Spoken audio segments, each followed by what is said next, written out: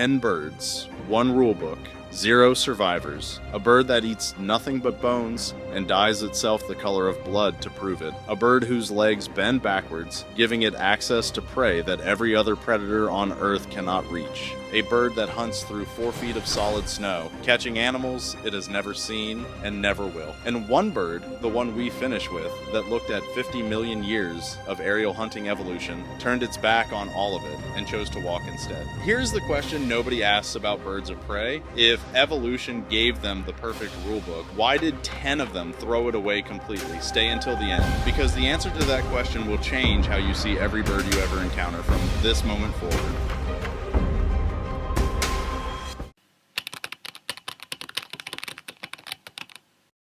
Welcome back to BirdVault. If you watched our last video about the birds of prey that terrified humanity throughout history, this one picks up exactly where that left off. It's the same birds.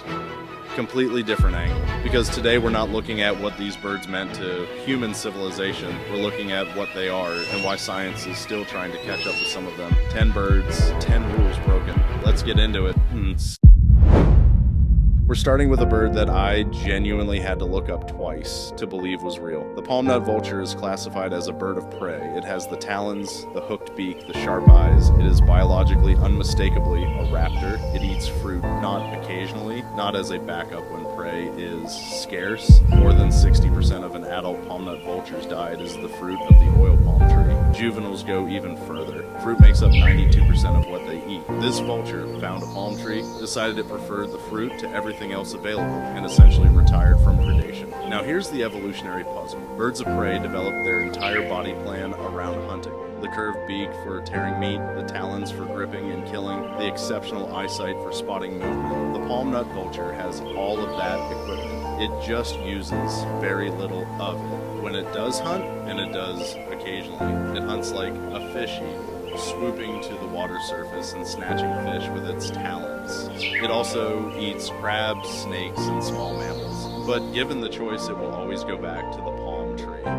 What makes this bird genuinely fascinating from an evolutionary standpoint is that it can only live where oil palms grow. Its range across Africa maps almost exactly onto the distribution of the oil palm. The bird and the tree are so intertwined that the palm nut vulture is considered an important seed disperser. It eats the fruit and spreads the seeds across vast distances. A bird of prey that became a gardener. Evolution wrote a predator. The palm nut vulture decided to become a fruitifer instead, and somehow it worked.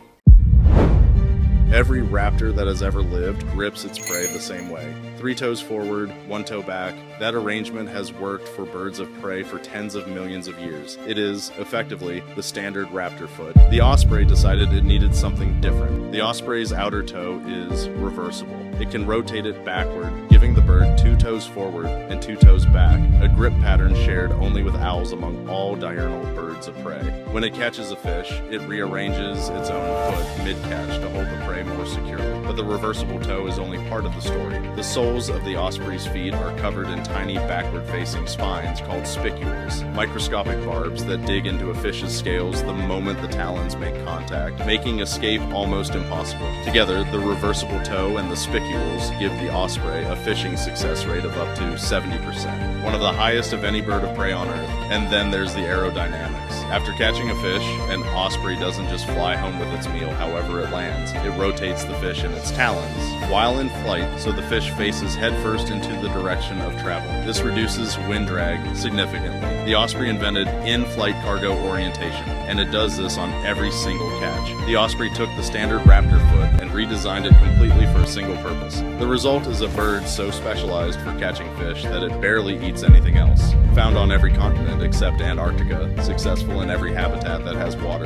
This one evolutionary redesign of the foot, one bird, every ocean, every river, every lake on Earth. If the osprey specialized in fish, the snail kite took specialization to an almost unreasonable extreme. The snail kite eats apple snails, almost exclusively. Its entire existence, its beak shape, its hunting behavior, its habitat preference, its migration pattern, everything is organized around finding and eating one species of freshwater snail. Look at its beak and you immediately understand. It is long, extremely slender, and deeply curved, completely unlike the powerful hooked beak of most raptors. It is not designed to tear flesh or crush bones. It is designed to reach inside a snail shell and extract the soft body in one fluid movement without damaging the meat. The snail kite flies slowly over marshes and wetlands, watching the surface. When it spots an apple snail, which it can do from considerable height, it swoops down, plucks it from the water or vegetation with one foot, finds a perch, and then inserts its curved beak into the shell opening. Within seconds, the snail is out and consumed. The empty shell is discarded. The kite moves on. Here is the problem with this level of specialization. When the apple snail disappears, the snail kite disappears with it. In Florida, where the snail kite lives in the wetlands of the Everglades, the draining and disruption of those wetlands reduced apple snail populations dramatically in the 20th century. The snail kite came within a very short distance of extinction. Not because it was hunted, but because its one food source was threatened. Evolution built the perfect snail-eating machine. It forgot to build in a backup plan.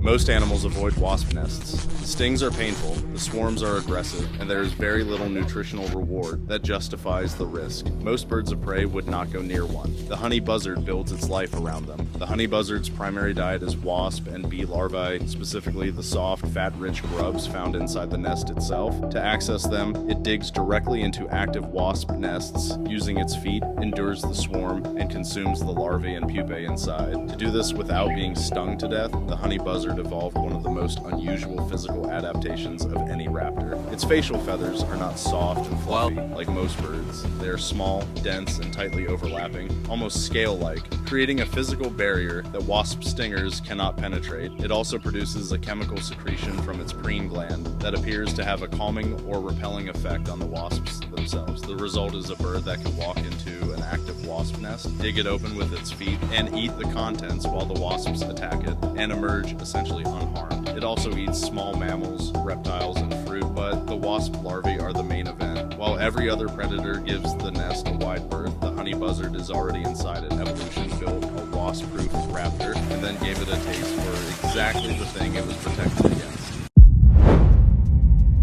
I want you to try something. Bend your knee backward, not forward, the way it naturally bends. Backward the other direction. You can't, no land animal can, with one exception, the African Harrier hawk. The Harrier hawk's legs bend both ways. Forward, like every other bird, and backward, the opposite direction. This is not a minor variation. This is a fundamental anatomical difference that gives this bird an ability that no other raptor on Earth possesses. It uses this ability to reach inside things. Tree cavities, rock crevices, cliff faces, epiphytic plants, anywhere that another animal might hide, nest, or lay eggs. The Harrier hawk inserts its backwards bending leg into the gap, feels around, and extracts whatever it finds. Nesting birds, eggs, bats, lizards, the larvae of insects, small mammals sheltering in hollow trunks. Every other predator on Earth looks at a tree cavity and sees an inaccessible hiding place. The Harrier hawk looks at it and sees a pantry.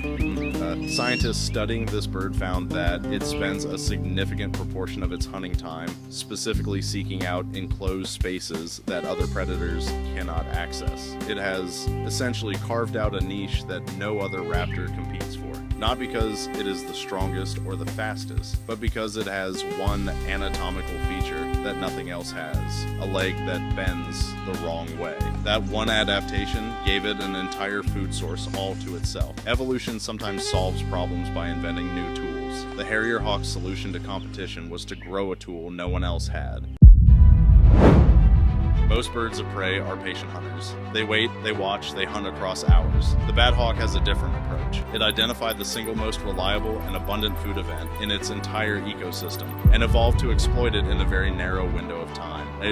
Every evening at dusk, across Africa and parts of Asia, millions of bats exit their caves simultaneously. The exit lasts approximately 30 minutes. During those 30 minutes, the air around the cave entrance is so dense with bats that visibility is reduced. For most predators, this chaotic mass of small, fast-moving targets and failing light is impossible to hunt effectively. For the bat hawk, it is dinner. The bat hawk catches bats mid-air and swallows them whole in under 2 seconds. The entire sequence from strike to consumption is completed so fast that the bat is gone before the hawk has completed a full wing beat cycle. To do this, it evolved a gape, the width its beak can open, that is dramatically wider than other raptors of its size. It doesn't need to land to eat, it doesn't need to use its feet to hold prey, it catches, tilts its head back, opens wide, and swallows, all while flying.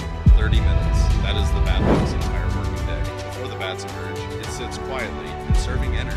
After the bats return to the cave, it stops hunting entirely. Everything it needs, every calorie for the day, comes from that single 30-minute window at dusk. It didn't try to compete with eagles and falcons across a full hunting day. It found a gap in the market, specialized for it completely, and now owns it exclusively. The Bathhawk didn't work harder, it worked smarter. Most birds of prey flap a lot. Even the great soaring eagles flap regularly to maintain height, change direction, or build speed. Sustained soaring without flapping is something only the largest, most perfectly built birds can do for extended periods. The Bateleur eagle spends up to 8 hours a day in the air and barely flaps at all. The Bateleur has one of the most unusual body proportions of any eagle. Its tail is so short that its feet extend beyond it in flight, giving it a silhouette unlike any other bird of prey. This extremely short tail combined with its long wings creates an aerodynamic profile that allows it to ride thermal currents with almost no energy expenditure. It covers up to 300 miles a day across the African savanna without significantly raising its heart rate. Its name comes from the French word for street performer, specifically the kind who balances on a pole, because of the way it rocks and rolls from side to side in flight, constantly making micro adjustments to maintain balance on the air currents. From the ground, watching a Bateleur fly is unlike watching any other eagle. It tips, tilts, banks, and rolls with an almost playful quality, using its body as a living weather vane. But that rolling, effortless flight is not performance, it is hunting. The Bateleur covers such enormous distances so efficiently that it serves as one of the African savanna's most important early warning systems. Local wildlife, other birds, mammals, even human communities learn to watch which direction the Bateleur circles when it descends. If it is landing, there is something dead or dying below. But the Bateleur solved the energy problem of sustained flight so effectively that it turned the sky itself into a free highway. 8 hours along, almost zero fuel. Evolution built a perpetual motion machine with wings. The bearded vulture has two completely separate facts about it that would each individually be the most extraordinary thing about any other bird. Together they make it one of the most remarkable animals on Earth. Fact 1. It eats bones. Not meat with bones attached, not small bones accidentally swallowed. Pure bones, skeletons. Over 85% of its entire diet is bone and bone marrow, making it the only bird in the world with this specialization. To make this work, evolution gave it a stomach acid with a pH approaching 0. Among the most corrosive digestive acid of any vertebrate on Earth. A complete femur from a large mammal dissolves in under 24 hours. For bones too large to swallow whole, the bearded vulture carries them to great heights and drops them onto specific rocks, sites it returns to repeatedly, which researchers call ossuaries, shattering them into swallowable pieces. Every other scavenger at a carcass is competing for meat. The bearded vulture waits, it lets every other animal eat, then it takes what nobody else can use, the skeleton, and makes a full meal of it. It found a food source so abundant and so completely uncontested that no other bird has ever developed the ability to compete with it. That is fact 1. Fact 2. The bearded vulture deliberately dyes itself. Its natural plumage is white to pale cream, but adult bearded vultures seek out iron-rich mud, mineral springs, and red ochre deposits and bathe in them, rubbing the rust-colored material into their feathers until their chest, head, and legs are stained deep orange to blood red. This is not accidental environmental staining. It is deliberate, effortful, repeated behavior. A captive bearded vulture in Basel Zoo, with no access to red mud, collected red autumn leaves and rubbed them against its feathers in an apparent attempt to achieve the same effect. The behavior is genetically driven. Why? Scientists still debate this. The leading theories are that the red coloration signals dominance and social status. The deeper the red, the more experienced and dominant the bird, or that iron oxide has antibacterial properties that protect the eggs during nesting, possibly both. What we know is that the bearded vulture is the only bird in the world known to intentionally color its own feathers. It identified a pigment, sought it out across vast mountain ranges, and used it to paint itself. A bone-eating bird that bathes in iron to dye itself the color of blood. Scientists have studied this bird for decades and are still not entirely sure why it does either of these things. The bearded vulture didn't just break the rules of raptor evolution, it appears to have written entirely new ones.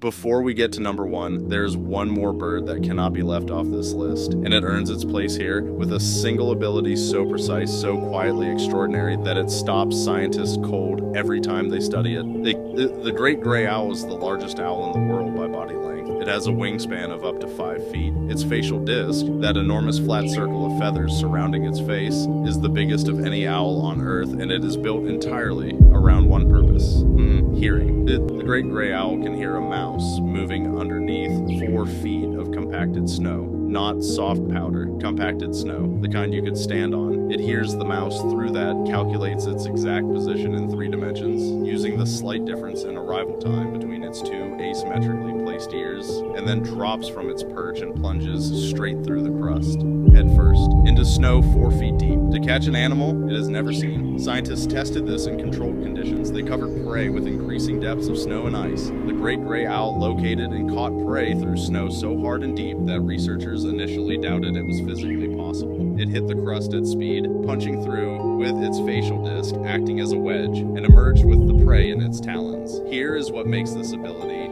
so remarkable from an evolutionary standpoint. The great gray owl is not the largest owl. It is not the most powerful. Its talons are not the strongest. Its eyesight is not exceptional by owl standards. Everything about this bird, every evolutionary resource it has, was redirected toward hearing. One sense, taken to an extreme that no other animal on Earth has matched. It does not need to see its prey. It does not need to track it. It does not need daylight or darkness or any visual information at all. It needs only silence. And in that silence, it hears everything. The great gray owl at number 2, a bird that turned one sense into a superpower and used it to hunt the invisible. We are down to the final 2 birds on this list, and I want to pause here for a moment, because every bird we have covered so far broke one rule, one adaptation, one dietary choice, one anatomical quirk that set it apart. The bird at number 1 didn't break one rule, it broke all of them simultaneously, and became one of the most effective predators on the African continent in the process.